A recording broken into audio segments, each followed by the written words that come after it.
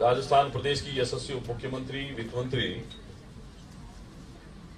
और पूर्व में हमारी सांसद रही आदरणीय दिया Kumari ji, national channel A1 TV के हेड, हमारे मार्गदर्शक आदरणीय अनिल लोढ़ा जी, इस संस्थान के फाउंडर कह दूं या इस संस्थान को चलाने वाला, हम सबको यहां एकत्र करने वाले डॉक्टर रामजी चंद्रवाल साहब, pattern doctor Premchand Suman ji, secretary KR Himanshu जी, pattern Sanjay Sharma ji, legal adviser Mukesh Jain ji, Lalit Sharma ji और आयुक्त विभागीय जांच डॉक्टर OP बेरवा जी और मेरे साथ आए हुए भाई राजेंद्र सैनी जी, भाई राजनारायण जी और यहां राजस्थान भर के, देश भर के विभिन्न प्रदेशों से, विभिन्न जिलों से आए हुए सभी अवार्डी, जिन्हें बड़ा हर्ष की अनुभूति हम सबको हुई कि आज संस्था के माध्यम से हमने ऐसे बहुत लोगों को इस मंच के माध्यम से सम्मानित करने का अवसर मिला जिन्होंने अपने अपने क्षेत्र में सामाजिक सेवाओं के माध्यम से एक बड़ा नाम अपने क्षेत्र में, प्रदेश में किया है। मैं आपका आभारी हूं, आपको हृदय से आभार प्रकट करना चाहता हूं कि आपने मुझे आज के इस 5th एक्सीलेंसी अवार्ड प्रोग्राम में बुलाया, जो सम्मान दिया। मैं सामर्थ्य सेवा संस्थान का भी धन्यवाद करता हूं। यहां उपस्थित सभी इस परिसर में जनप्रतिनिधिगण, महानुभाव और अवार्ड लेने वाले अवार्डी, इस संस्थान के पदाधिकारी, मीडिया के बंधुओं, वैसे सामर्थ्य सेवा संस्थान के बारे में बहुत कुछ कहने की आवश्यकता नहीं है। जिस संस्थान का नाम ही उसकी पहचान है, झालावाड़ जिले से शुरू हुआ यह संस्थान आज प्रदेश से बाहर निकलकर पूरे भारतवर्ष में सामाजिक सरोकार के माध्यम से देश के उन प्रतिष्ठित व्यक्तित्व को सम्मानित करने का प्रतिवर्ष जो सौभाग्य मिलता है, उसमें आज के दिन ये मैं अपने आप का सौभाग्य समझता हूं कि ऐसी विशेष प्रतिभाओं को सम्मानित करने के मंच के माध्यम से आप लोगों ने मुझे अवसर दिया है। और सामर्थ्य सेवा संस्थान कई वर्षों से हमारे दिव्यांग भाई और बहनों के सामर्थ्य के लिए, सेवा के लिए जो पुनीत कार्य कर रहा है, उसके बारे में भी बहुत कुछ कहने की आवश्यकता नहीं, क्योंकि आपका काम, आपकी पहचान, ये सब समाज सेवा में अग्रिम स्थान पर है। मैं सोचता हूं दिव्यांगता कोई अभिशाप नहीं है। ये किसी भी क्षेत्र, धर्म, जाति के व्यक्ति से इसको जोड़कर नहीं देखा जा सकता। और मैं तो ये सोचता हूं कि इसे किसी बीमारी के रूप में नहीं लेकर एक चैलेंज के रूप में लिया जाना चाहिए। और चैलेंज लेकर अगर हम लोग किसी काम को करते हैं,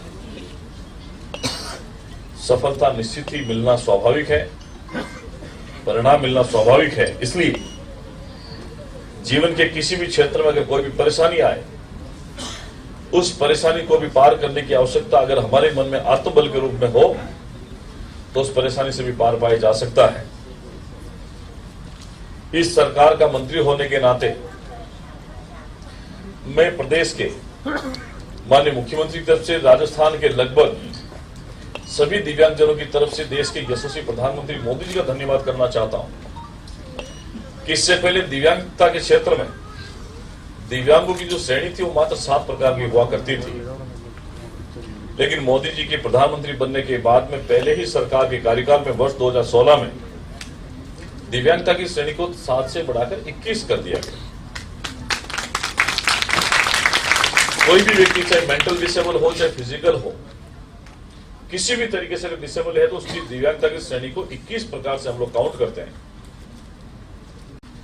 और उसके अलावा कोई ऐसी श्रेणी बचती नहीं है जिसमें दिव्यांगता नहीं हो। तो प्रधानमंत्री मोदी का देश की जनता की तरफ से दिव्यांग जगत के करोड़ों लोगों की तरफ से मैं धन्यवाद प्रकट करता हूं, जिन्होंने आपके सामर्थ्य को सेवा मानकर आपके साथ में ये परोपकार का काम किया है। प्रदेश की सरकार दिव्यांगजनों की सेवा के लिए हमेशा तत्पर है। अभी हाल ही के बजट में अभी हमारी वित्त मंत्री जी कह रही थी, इस बार हमने दिव्यांगजनों को 2000 स्कूटी के लिए बजट अनाउंसमेंट किया। मस्कुलर डिस्ट्रोफी जैसी गंभीर बीमारी के लिए एक व्यक्ति को, एक मरीज को, एक पीड़ित को 1 लाख रुपए तक की सहायता हमारे बजट में अनाउंसमेंट हुआ है। इसके अलावा यूडीआईडी कार्ड हो, रोडवेज बस में पास की सुविधा हो, चाहे वो गवर्नमेंट ऑफिसेज हो, हॉस्पिटल हो, कहीं भी कोई गवर्नमेंट ऑफिस प्राइवेट में रैंप लगाने की व्यवस्था हो, व्हील चेयर की व्यवस्था हो, कैलिपर्स हो, सब के सब सरकार ने तय किया है कि इसी बजट सत्र के अंदर जो यूडीआईडी कार्ड बने हुए जो चिन्हित हैं उनको ये सारा सामान सामग्री उपलब्ध करवाकर आपकी अपूर्णता को पूर्णता में बदलने का काम राजस्थान सरकार करेगी। मैं सोचता हूं कोई भी व्यक्ति पूर्ण नहीं होता। कोई व्यक्ति शारीरिक रूप से अक्षम होता है, कोई मानसिक रूप से होता है, कोई सामाजिक रूप से होता है, कोई पारिवारिक रूप से होता है, कोई आध्यात्मिक रूप से होता है, कोई आर्थिक रूप से होता है। कोई भी व्यक्ति पूर्ण नहीं होता है। बस उसी अपूर्णता को हटाकर उसे समाज की मुख्य धारा में लाने का काम हमारा विभाग, हमारी सरकार करती आई है। और मैं आज आपको इस मंच के माध्यम से विश्वास दिलाता हूं कि दिव्यांगजन के प्रत्येक समस्या को सेवा भाव मानते हुए आपके साथ खड़े हैं और हमेशा आप लोगों के साथ खड़े रहेंगे। कभी आपको कोई परेशानी नहीं आने देंगे। और इसके अलावा भी बहुत सारे पेंशन के काम हो, 40% डिसेबिलिटी की बाध्यता राजस्थान सरकार की, 80% की बाध्यता सेंट्रल गवर्नमेंट की, और जो 100% डिसेबल होते हैं उनको भी 1000 रुपए की पेंशन राशि सरकार की तरफ से अलग से मिलती है। 1250 प्लस 1000 ये हमारी सरकार की तरफ से पेंशन राशि दिव्यांगजन को मिलती है। और हमारे लिए बड़ी खुशी की बात तब होती है जब जिस प्रदेश में हम लोग बैठे हैं, प्रदेश की राजधानी जयपुर में जब यह सुनने को मिलता है कि पैरा ओलंपिक में बहन अवनी लखेरा और मोना अग्रवाल जी ने gold medal, bronze medal para Olympic में जीते हैं। और अवनी लखेरा जी वो है जिन्होंने पिछली बार भी जीता था, इस बार जीता, लगातार दूसरी बार पैरा ओलंपिक मेडल जीते हैं। और आने वाले समय में यशस्वी मुख्यमंत्री भजनलाल शर्मा जी के नेतृत्व में, माननीय वित्त मंत्री जी की मार्गदर्शन में जिस प्रकार से पैरा ओलंपिक देश के बाहर हो रहे हैं, हम लोग चाहेंगे कि राजस्थान के अंदर भी हमारे इन ओलंपिक खेल खिलाड़ियों के लिए, दिव्यांग भाइयों के लिए एक बड़ा सा कंपटीशन हम लोग पूरे राजस्थान भर में आयोजित करेंगे। हमारे अनिल लोढ़ा जी बैठे हैं, इनके मार्गदर्शन में अभी हम लोग बातचीत कर रहे थे।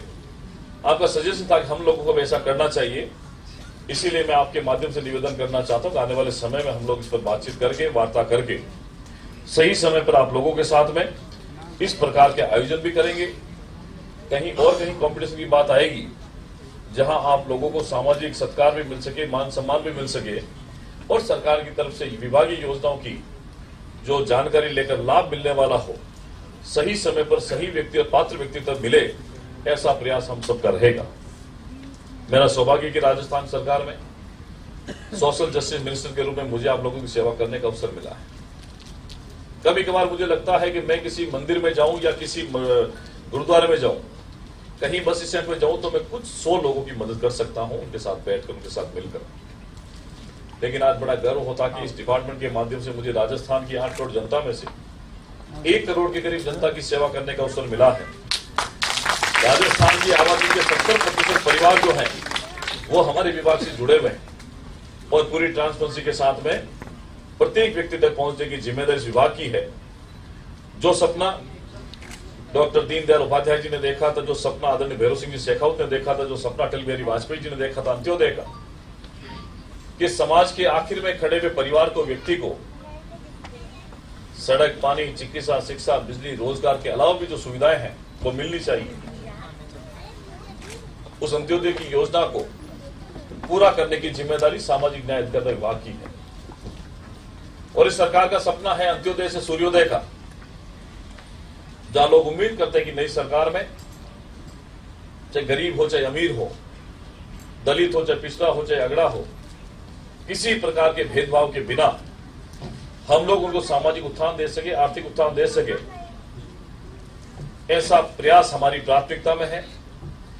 और ये मुख्यमंत्री के निर्देशन में पिछले 8 महीने से हमारी सरकार ने इस काम को प्राथमिकता देते हुए पूरा करने की जिम्मेदारी भी हमारे ऊपर ली है।